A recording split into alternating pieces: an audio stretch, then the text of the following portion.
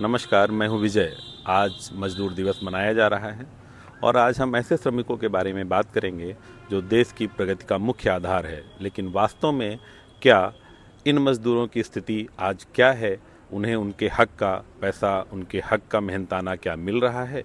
इस पर बात करने के लिए हमारे बीच हैं श्रमिक नेता विजय विद्रोही जी।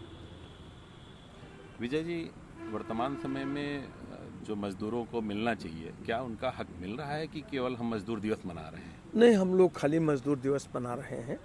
और मजदूर दिवस इस बार का मजदूर दिवस कुछ खास हो गया है, इसलिए कि अगर आप देखें तो एक मजदूरों का पूरे देश में महाविस्फोट हुआ है और 50 वर्षों में इतना बड़ा मजदूर आंदोलन नहीं खड़ा हुआ जो मजदूर आंदोलन इस दौर में दिखाई पड़ रहा है। उत्तर प्रदेश का नोएडा भी उससे बहुत प्रभावित है और प्रदेश का एक बड़ा हिस्सा और भी प्रभावित है और बड़ी हलचल है। पूरे देश में भी निमराना में, आज उत्तराखंड के बड़े औद्योगिक क्षेत्रों में भी हजारों मजदूर सड़कों पर हैं और अपने अपने सवाल को लेकर के आंदोलन में हैं। और वो सब ये मांग कर रहे हैं कि जो न्यूनतम वेतन है उसका 10 वर्ष से कोई रिवीजन सरकारों ने नहीं किया है। पहले न्यूनतम वेतन का जो आधार था वो मूल वेतन धन महंगाई, शिमला इंडेक्स चलता था।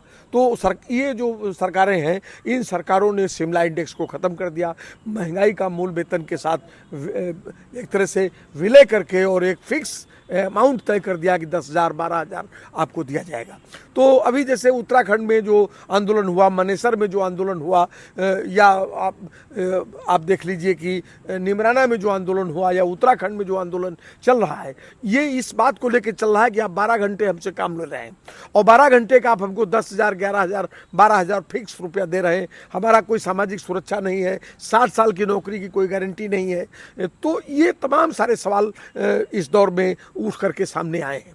खासतौर से 90 के दशक के बाद इस देश में ग्लोबल इकोनॉमी जब आई, एक उदारीकरण और नई आर्थिक नीतियाँ आई और बहुराष्ट्रीय कंपनियों का प्रवेश भारत में शुरू हुआ, तो इन्होंने भारत के अंदर श्रम कानूनों में धीरे धीरे शिथिलता बरतना शुरू की और कानून पहले शिथिल किए गए, लेकिन मोदी सरकार ने उन सारे कानूनों को खत्म कर दिया और ख़त्म करते हुए वो 4 श्रम संहिताएं ले आए। और जिन 4 श्रम संहिताओं में एक टर्म एम्प्लॉयमेंट है जिसमें सेवा अवधि का कोई अता पता नहीं है कि आप 11 महीने नौकरी करेंगे कि 10 महीने नौकरी करेंगे कि आप 10 दिन नौकरी करेंगे, आपका ग्रेजुटी मिलेगा कि नहीं मिलेगा, प्रोविडेंट फंड है कि नहीं है, आपका सामाजिक सुरक्षा में चिकित्सा है कि नहीं है, बीमा है कि नहीं, कोई मतलब नहीं है। काम के घंटे 12 कर दिए, ट्रेड यूनियन बनाने का अधिकार खत्म कर दिया, ट्रेड यूनियन की जो सामूहिक बार्गेनिंग का जो राइट था मजदूर आंदोलन में, वो अधिकार तक इस नए कानून के तहत खत्म कर दिया। तो कुल मिला के अगर एक देखा जाए तो एक और इस देश की सरकार और भाजपा नीति सरकारें,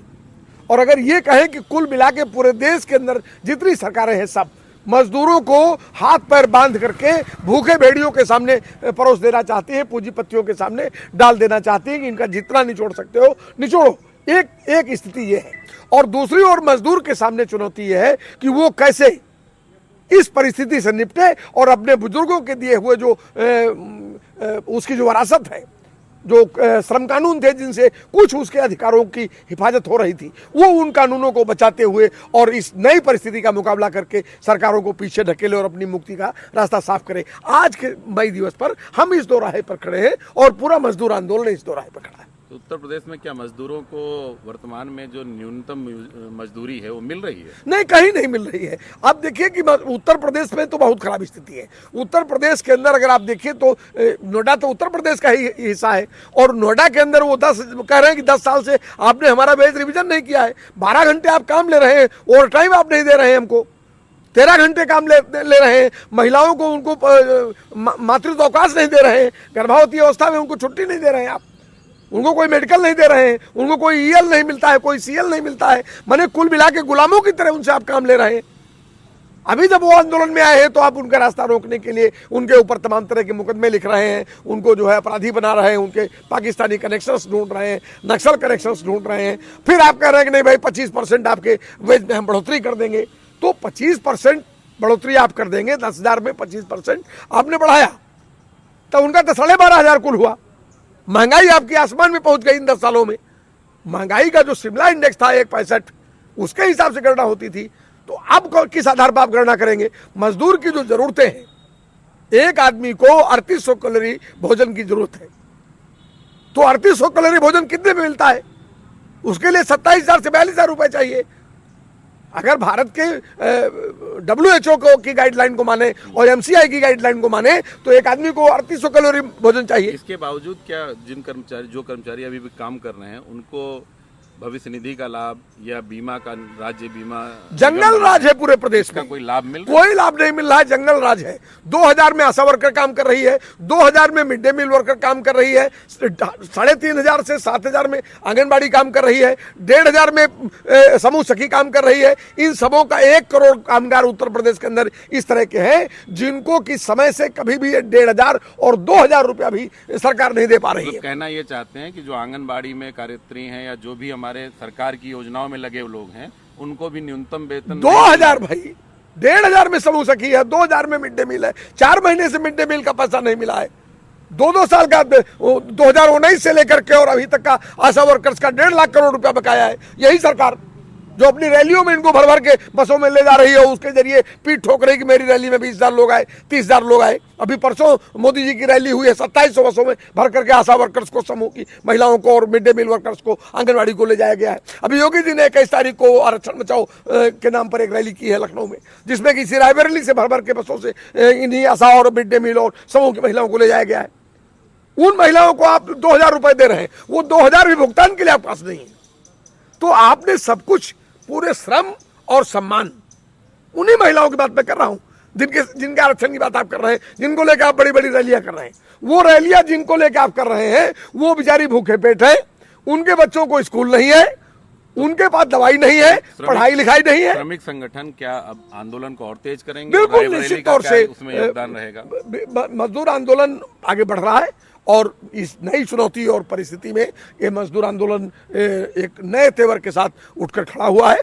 और अभी पिछले दिनों अगर आपने देखा हो तो ये आंदोलन का जो 2026 है ये एकदम से चुनौती लेकर के सामने आया है। और स्कीम वर्कर्स ने 55 दिन की लंबी हड़ताल इसी उत्तर प्रदेश में की है। नोएडा में एक बड़ा आंदोलन अभी देखने को मिल रहा है और पूरे प्रदेश के अंदर तमाम आंदोलन खड़े हो रहे हैं।